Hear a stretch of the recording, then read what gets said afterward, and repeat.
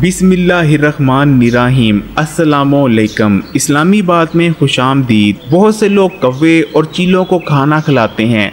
Special गोश्त और छिछड़े खरीदे जाते हैं और कौवे और चीलों को डाले जाते हैं। ऐसे लोग जो कौवे और चीलों को गोश्त डालते हैं, उनका कहना होता है कि हम असल में अपना सदका उतारते हैं और हम अपना सदका उतार कर कौवे और चीलों को डाल देते हैं। ऐसा करने से बलाएं हमसे दूर रहती हैं, हमारे रिज़्क में बरकत भी पड़ती है और हमारे लिए जिंदगी में आसानियां पैदा हो जाती हैं। लेकिन जब आप उन लोगों से ये पूछते हैं कि आपको किसने कहा कि कौवे और चीलों को सदका दिया जा सकता है और ऐसा करने से बलाएं दूर होती हैं, तो उनका ये कहना होता है कि हमने फलां को ऐसा करते देखा या किसी से सुना था, इसलिए हम भी ऐसा करना शुरू हो गए। लेकिन प्यारे बहन भाइयों, आज की इस वीडियो में कौवे और चीलों को गोश्त डालने की सच्चाई के बारे में बताएंगे कि इसकी असल हकीकत क्या है और जब आप इनको गोश्त डालते हैं तो आपके साथ क्या कुछ होता है, आपके लिए खैर होती है या आप मजीद बलाओं और मुसीबतों को दावत देते हैं, और इस्लाम में इस चीज के बारे में क्या हुक्म है आपको वो भी बताएंगे। और सच्चाई जानने के बाद यकीन माने आपके पाँव के थले से जमीन निकल जाएगी। छोटी सी वीडियो है, आखिर तक जरूर देखिएगा। लेकिन वीडियो में आगे बढ़ें उससे पहले इस्लामी बात को सब्सक्राइब करके घंटी के आइकॉन को दबा दें। कौवा एक शिकारी जानवर है। कौवा आमतौर पर दूसरे परिंदों के बच्चों को अपना शिकार बनाता है। कौवा घात लगाकर बैठ जाता है, घोंसले को देखता रहता है, और जब वो देखता है कि परिंदे अपने घोंसले से बाहर गए हैं खाना वगैरह ढूंढने, तो कौवा उनके घोंसले में चला जाता है। अगर घोंसले में अंडे मौजूद होते हैं तो कौवा अंडों को पी जाता है, और अगर बच्चे मौजूद होते हैं तो कौवा उन बच्चों को खा जाता है। इसके अलावा कौवा कीड़े मकोड़ों और चूहे वगैरह को भी अपना शिकार बनाता है। कौवा हराम परिंदा है, यानी कौवे को खाया नहीं जा सकता, लेकिन आप दूसरे बहुत सारे परिंदों को खा सकते हैं, जैसे कि आप कबूतर को खा सकते हैं। इसी तरह आप चिड़िया वगैरह को भी खा सकते हैं।